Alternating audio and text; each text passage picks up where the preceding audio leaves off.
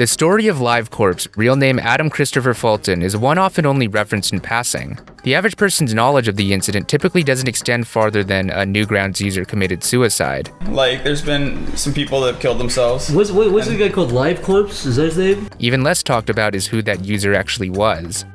For that reason, I felt it'd be worthwhile to tell the story more comprehensively, as it's one I feel deserves to be heard.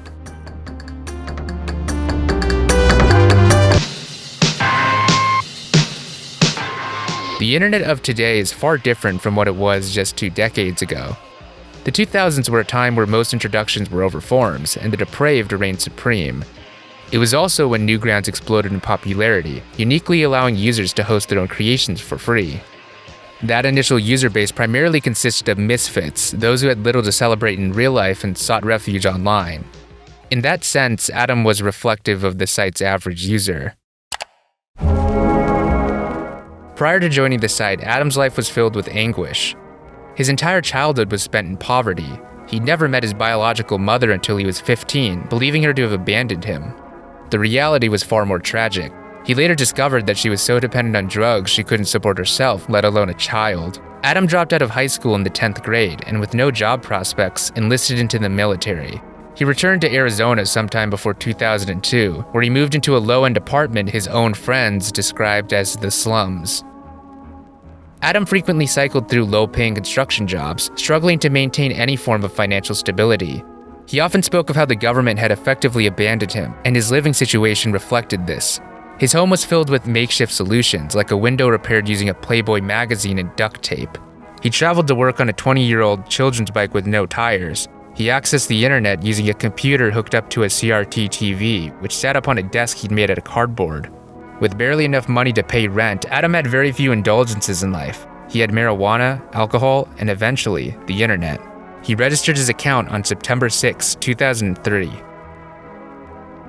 The community's consensus on Adam was mixed when he first joined. He became rather infamous, in fact, for publishing animations every day. This was to the point where he became the top uploader on the site in less than half a year. Given his frequency and their crude quality, he was often called a spammer. He eventually vowed to change his ways, however. Though varying in subject matter, his animations were unified by a dark sense of humor, as well as a love for provocative imagery. It was as he became more active on the forums that the community began to warm up to him. He was open, friendly, and tried to give the best advice he could to others. He quickly integrated himself into the community, arranging collaborations with other artists. He even started an online collective known as the Corpse Crew. And as he spent more time on the site, he would eventually confess that the community was one of the only reasons in his life to stay awake. As stated before, Adam's situation was far from stable. In 2004, his financials were dire enough to the point where a significant portion of his income came from selling plasma. Though he did momentarily attain a job, he was fired for unspecified reasons that spring.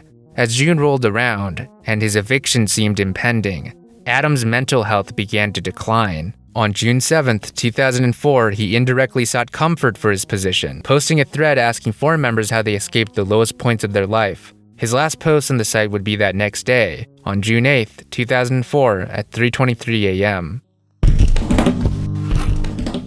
That night, as routine, Adam met with his neighbor, a 45-year-old named Rick Duncan. After drinking and taking a few hits of marijuana, Adam attempted to leave, to which an agitated Duncan responded by demanding more drinks. Reluctantly, he agreed, though he instructed Duncan to remain by the door while he retrieved them. Allegedly, Rick ignored his request and attempted to enter Adam's apartment multiple times. This resulted in Adam drunkenly stabbing him with a knife in self-defense. Duncan finally withdrew, but only to subsequently call law enforcement, who arrived at the complex sometime around 7 p.m. As police began to swarm the neighborhood, an inescapable sense of fear set into Adam. Given the questionable circumstances of the incident and his already drug-laden lifestyle, in his mind he was certain he'd be sent to prison. This fear of imprisonment was something he'd professed only a week prior on Newgrounds, writing that he felt it was the equivalent of going to hell.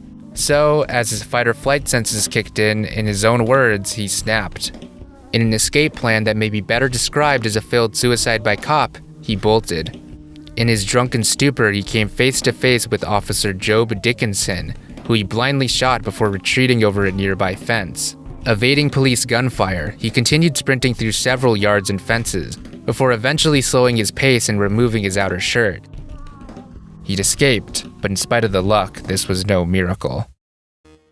Adam was now a fugitive, and the next day, a warrant was issued for his arrest.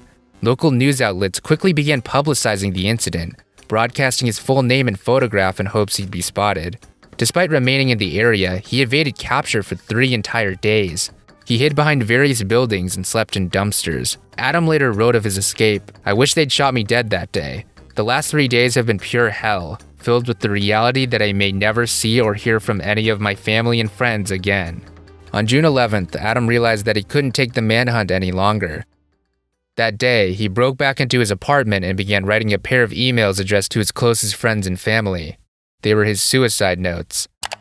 The first of which recounted the timeline of events from his perspective, sent at 9:11 a.m. He concludes it with, "I am splitting this message into 2 parts, as I may die before I finish."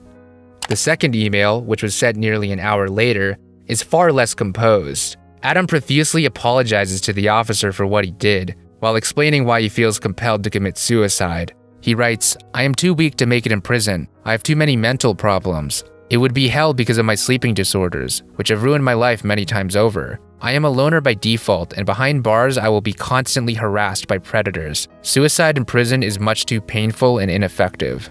I can't go on the run because I'm a hesitant coward when it comes to crime. For the last 3 days I've needed a car to leave town, but I let multiple opportunities pass. Survival of the fittest, and I am a weak person, doomed to fail. And on that note, I want to apologize to Officer Job Dickinson for shooting him. I don't even deserve to walk on the same planet as him. For the past 3 nights, I have heard his agonized cries as I laid tossing and turning, sleepless in a cold dumpster like the piece of garbage I am. I wish he had hit his target when he returned fire last Tuesday. I honestly do, because truthfully, I'm too cowardly to take my own life.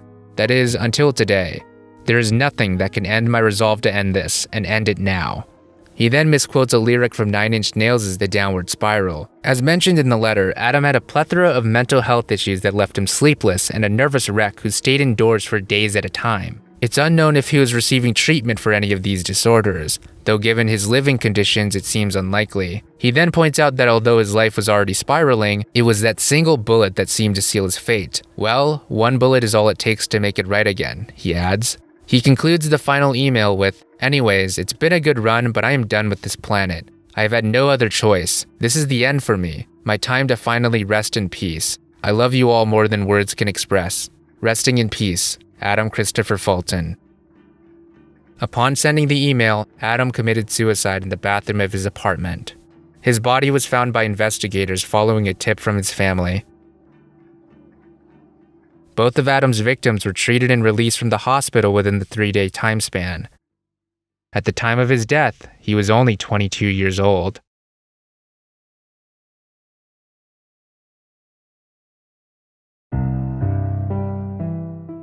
The next day, Adam's uncle, who also had an account on the website, created a thread revealing his nephew's death. At first, many were skeptical as he provided no proof, and pranks like these weren't uncommon on the forum. However, their suspicions were silenced upon the release of Adam's emails to the public.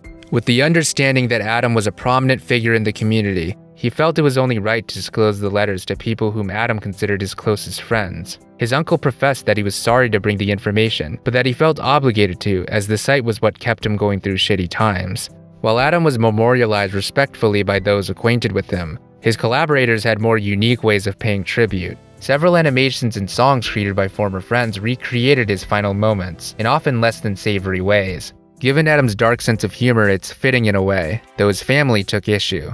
The story of LiveCorpse is the tale of someone who has failed by everyone in his youth, from his parents to the system. Had Adam simply cooperated with police, he'd likely still be alive today. But it's clear that no matter the outcome, his circumstances doomed him to tragedy. A month before his death, the best advice Adam could give regarding the subject of suicide was that life sucks, but don't kill yourself. Start a new life and live by a "if it feels good, do it" philosophy. He had no regard for the future, and it was that impulsivity that ultimately led to his final moments.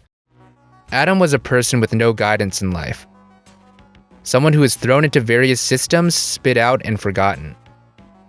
And given that his story has largely been forgotten, he's died as he lived. The truth is, the incident and all the circumstances leading up to it had nothing to do with Newgrounds. But what makes it important is that apart from the drugs and alcohol, Newgrounds was the only positive in Adam's life in the 9 months between his registration date and his death.